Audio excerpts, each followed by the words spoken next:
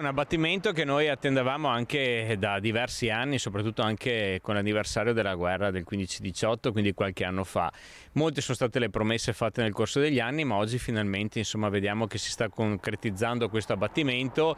e diciamo che l'iter è stato velocizzato anche proprio grazie alla Regione del Veneto, perché inizialmente l'abbattimento era previsto per la primavera del 2022, ma poi grazie a un lavoro fatto da noi assieme a tutte le strutture tecniche siamo riusciti a dare un parere veloce al Ministero e quindi già entro la fine di quest'anno, a breve,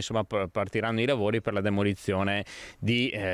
questa caserma della NATO, che rappresenta una bruttura che sicuramente va abbattuta. Sappiamo benissimo che c'è la volontà da parte del Ministero anche di portare avanti un'opera di restauro di tutto il complesso monumentale, quindi speriamo che questo rappresenti un inizio all'interno di una zona che sappiamo da poche settimane è diventata patrimonio UNESCO, patrimonio della biosfera UNESCO, quindi un motivo in più per andare a riqualificare tutta l'area. Poi sappiamo che Cimagrappa ha bisogno di interventi veramente importanti e speriamo quindi anche che il Ministero si metta una mano sulla coscienza e che anche in occasione del centenario del Milite Ignoto inizi veramente un'opera di restauro non solamente dell'ossario di Cimagrappa, ma di tutti quegli ossari che sono presenti nella terra veneta e che rappresentano il sacrificio che hanno fatto molti soldati 100 anni fa.